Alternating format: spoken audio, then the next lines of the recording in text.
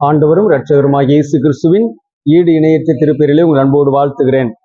கிறிஸ்துவுக்கு பிரியமானவர்களே, இந்த நாளிலும் திருச்சபை நமக்கு தந்திருக்கிற அருமையான தலைப்பு risen Christ assurance of everlasting என்று சொல்லி அருமையான ஒரு தலைப்பை கொடுத்திருக்கிறது. எல்லையற்ற உத்தரவாதத்தை உயிர்த்தெழுந்த ஆண்டவர் நமக்கு தருகிறவராய் இருக்கின்றார், அல்லது நிலையான உத்தரவாதத்தை ஆண்டவர் நமக்கு தருகிறவராய் இருக்கின்றார், அல்லது இன்னும் சொல்ல வேண்டுமானால் நித்தியமான உத்தரவாதத்தை ஆண்டவர் நமக்கு தருகிறேன் என்பதை இந்த நாளிலே குறிப்பிடுகின்றார். அந்த அடிப்படையிலே இந்த உத்தரவாதங்கள் என்பது எவைகளை சார்ந்து ஆண்டவர் நமக்கு கொடுக்கிறார் என்பதற்காக திருமறை பகுதிகளாக ஏசாயா 41 அதிகாரம் 8 முதல் 11 வசனங்கள், எபிரேயர் 13 அதிகாரம் 1 முதல் 8 வசனங்கள், மத்தேயு 28 அதிகாரம் 16 முதல் 20 வசனங்களே நமக்கு கொடுக்கப்பட்டிருக்கிறது. இந்த வசனங்களின் அடிப்படையிலே நாம் பார்க்கின்ற பொழுது, முதலாவது ஆண்டவர், உயிர்த்தெழுந்த ஆண்டவர் பயத்திலே நமக்கு உத்தரவாதம் அருளுகிறவராய் இருக்கிறார். மனிதன் இந்த உலகத்திலே பல்வேறு காரியங்களை குறித்து அவன் பயப்படுகிறான். வாழ்க்கையிலே எதிரிகளை குறித்த பயம், அல்லது தங்களுக்கு நடக்கிற சம்பவங்களை குறித்த பயம், இல்லாதவைகள் அல்லது இழந்து போனவைகளை குறித்த பயம் என்று சொல்லி அநேக காரியங்களை குறித்து மனிதன் பயப்படுகிறதை நாம் பார்க்கிறோம். ஏசாயா 41 அதிகாரம் 10 வசனத்திலே ஆண்டவர் குறிப்பிடுகின்ற பொழுது, நீ பயப்படாதே, நான் உன்னுடனே இருக்கிறேன், திகையாதே, நான் உன் தேவன், நான் உன்னை பலப்படுத்தி உனக்கு சகாயம் பண்ணுவேன், என் நீதியின் வலது கரத்தினால் உன்னை தாங்குவேன், உனக்கு எதிரடியாக வருகிறவர்கள் இல்பொருள் ஆவார்கள் என்று சொல்லி அங்கே ஆண்டவர் தம்முடைய பிள்ளைகளை பயத்திலிருந்து பலப்படுத்துவதற்கு உத்தரவாதம் அருளுகிறவராக இருக்கிறார். நான் உன் தேவன், நான் உன்னை பலப்படுத்தி உனக்கு சகாயம் பண்ணுவேன் என்று சொல்லி ஆண்டவர் குறிப்பிடுகிறதை பார்க்கிறோம். கிறிஸ்துவுக்குள் பிரியமானவர்களே, இந்த உயிர்த்தெழுந்த ஆண்டவருக்கு வானத்திலும் பூமியிலும் சகல அதிகாரமும் எனக்கு கொடுக்கப்பட்டிருக்கிறது. ஆகவே நீ எந்த காரியத்தை குறித்து பயந்து கொண்டிருக்கிறாயோ அந்த பயத்திலிருந்து நான் உன்னை முற்றிலுமாக மாற்ற முடியும் என்கிற நம்பிக்கையை கொடுக்கிறவராக ஏசாயா தீர்க்கதரிசி மூலமாக ஆண்டவர் தம்முடைய இஸ்ரவேல் ஜனங்களுக்கு இதை குறிப்பிடுகிறார். இன்று நாமும் கூட அநேக காரியங்களை குறித்து பயந்து கொண்டிருக்கிறோம். அநேக காரியங்களுடைய குடும்பத்திலே அல்லது எதிரிகளாலே, அருகாமையிலே உள்ளவர்களாலே எனக்கு என்ன நடக்கும் என்று ஆண்டவரே என்று பயந்து கொண்டிருக்கிற இடத்திலே கர்த்தர் நம்மை பலப்படுத்துகிறவராக அவர் தம்மை வெளிப்படுத்துகிறார். ஆகவே நீ பயப்படாதே என்று சொல்லி அவர் நமக்கு உத்தரவாதம் அருளுகிறவராக காணப்படுகிறார் என்பதை இந்த நாளிலே நமக்கு ஆண்டவர் விளக்கி காண்பிக்கின்றார். நாமும் எந்த இடத்திலே பயந்து கொண்டிருந்தாலும் உயிர்த்தெழுந்த ஆண்டவரின் வல்லமை நிச்சயமாக நம்மை பயத்திலிருந்து அப்புறப்படுத்துகிறது என்பதை நாம் அறிந்து கொள்ள அழைக்கப்படுகின்றோம். இரண்டாவது நாம் பார்க்கிற பொழுது, பணத்திலே ஆண்டவர் நமக்கு உத்தரவாதம் தருகிறவராக காணப்படுகின்றார். பணம் என்று சொல்கிற பொழுது பொருளாதாரம் சார்ந்த நிலைகள். எபிரேயர் அந்த அதிகாரத்தை நாம் பார்க்கின்ற பொழுது 13 அதிகாரம் 1 முதல் 8 வசனங்களிலே பார்க்கிற பொழுது, மனிதனுடைய வாழ்க்கை நெறிமுறைகளை கற்றுக் கொடுத்து கொண்டு வருகிறவர் நீங்கள் பண ஆசை இல்லாதவர்களாய் என்று சொல்லி அங்கே குறிப்பிடுகிறார்.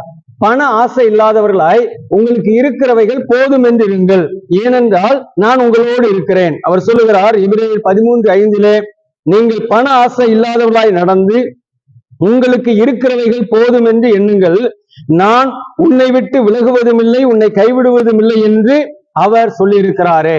ஆண்டவர் பணத்திற்கு அல்லது இந்த உலகத்தின் படைப்புகளுக்கு முற்றிலும் போதுமானவராய் இருக்கக்கூடியவர், சர்வத்தையும் படைத்திருக்கிறவர், வானத்திலும் பூமியிலும் சகல அதிகாரங்களையும் வைத்துக் கொண்டிருக்கிற ஆண்டவர் சொல்லுகிறதாவது, அவர் சொல்லுகிறார், நான் உன்னை விட்டு விலகுவதும் இல்லை, உன்னை கைவிடுவதும் இல்லை.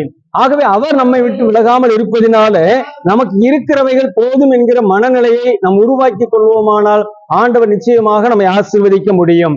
பணத்தை குறித்து அநேக நேரங்களிலே பண ஆசையிலே நாம் குறுக்கு வழியிலே சம்பாதித்து சிக்கல்களிலே மாட்டிக்கொள்கிறோம். ஆனால் ஆண்டவர் நமக்கு நீங்கள் பணத்தை குறித்து கவலைப்படாதீர்கள் என்று அதிலே நமக்கு உத்தரவாதத்தை தருகிறார். நான் உங்களை நடத்துவேன் என்று சொல்லி பொருளாதார தேவைகள் இருக்கிறவர்கள், பிள்ளைகளுடைய படிப்பு, பிள்ளைகளுடைய திருமண காரியம் அல்லது குடும்பத்தினுடைய செலவினங்கள், இப்படி பல்வேறு காரியங்களை குறித்து எண்ணிக்கொண்டிருக்கிறவர்கள், அல்லது கடன் பிரச்சனையிலே மாட்டி நான் என்ன செய்வேன் என்று சொல்லி தீராத வட்டிகளுக்கு கட்டி கொண்டிருக்கிற பிள்ளைகள், ஒவ்வொருவரையும் பார்த்து ஆண்டவர் சொல்லுகிற காரியம், நீங்கள் பணத்தின் மீது நம்பிக்கை கொள்ளாதபடி நான் நம்புகிற ஆண்டவர் என்னோடு கூட இருக்கிறார் என்று சொல்வீர்களானால் கர்த்தர் நிச்சயமாக அத்தனையிலும் உங்களுக்கு அவர் வெற்றியை தருவார். பணத்தை உங்களுக்கு போதுமானதாக ஆண்டவர் தந்து அதற்கான உத்தரவாதத்தை நான் உன்னோடு கூட இருக்கிறேன் என்று சொல்லுகிற கர்த்தர் இன்று தம்மை வெளிப்படுத்தியிருக்கிறார்.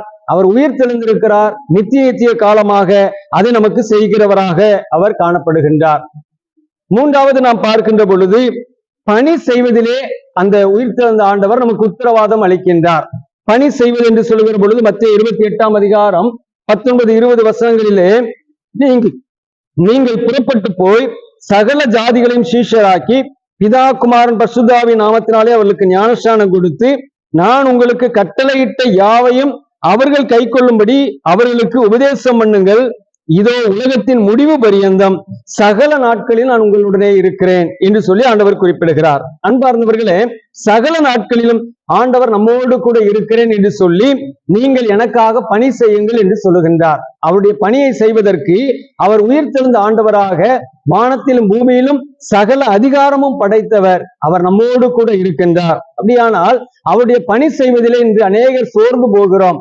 ஆண்டவருக்கு எவ்வளவுதான் ஊழியம் செய்தும் சோர்ந்து போகிற அநேக மக்களை நாம் காண்கிறோம். ஆனால் ஆண்டவர் என்னோடு இருக்கிறார் என்று உறுதிப்பட நாம் நம்பி ஆண்டவருக்காக நாம் பணி செய்ய வேண்டும். அருகாமையில் இருக்கிறவர்களுக்கு ஆண்டவரை சொல்ல வேண்டும். சிறு பிள்ளைகளுக்கு ஆண்டவரை கற்றுக் கொடுக்க வேண்டும். நம்மால் முடிந்த அளவு பிறருக்கு ஆண்டவருடைய அன்பை நாம் சொல்ல வேண்டும் என்று ஆண்டவர் இந்த நாளிலே அழைக்கின்றார். அதற்காகவே உயிர்த்தெழுந்த ஆண்டவர் நான் சதா காலம் உங்களோடு கூட இருக்கிறேன் என்று சொல்லுகின்றார். எந்த நிலையிலும் இல்லாதபடி நித்திய காலமாக அவர் நம்மை கரம் பிடித்து நடத்துகிறவர். அந்த ஆண்டவர் இன்று நம்மோடு கூட இருப்பேன் என்று அவர் உத்தரவாதம் அருளுகின்றார். அந்த ஆண்டவரை நாம் தரிசிக்கின்ற பொழுது, அந்த ஆண்டவரை வந்து பணிந்து கொள்ளுகிற பொழுது, அந்த ஆண்டவருக்காக நாம் ஊழியம் செய்கிற பொழுது அவர் நிச்சயமாய் நம்மை மேன்மையாக நடத்துவார். அந்த கிருபைகளை அவர் தருவதற்கு அவர் போதுமானவராக இருக்கின்றார். ஆகவே இந்த உயிர்த்தெழுந்த ஆண்டவருடைய அந்த நித்தியமான உத்தரவாதம் என்பது பயத்திலே நமக்கு உத்தரவாதம் தந்து அவர் பலப்படுத்துகிறார், தைரியப்படுத்துகிறார். பணத்திலே உத்தரவாதம் தந்து இருப்பதை போதுமென்று கொண்டு வாழ்ந்திருக்க மன திருப்தியையும் ஆசீர்வாதத்தையும் அவர் தருகிறார். பணி செய்வதிலே அவர் உத்தரவாதம் அருளி அவருக்காக பணி செய்கிற பிள்ளைகளுக்கு அவர் மேன்மையை வைத்திருக்கிறார். ஒருவன் எனக்கு ஊழியம் செய்வானானால் பிதாவானவர் கனம் பண்ணுவார் என்று சொல்கிறபடி அவர் நமக்கு அற்புதம் செய்வார். அந்த கிருபைகளை ஆண்டவர் நமக்கு தந்து வழி நடத்துவாராக. ஆமென்.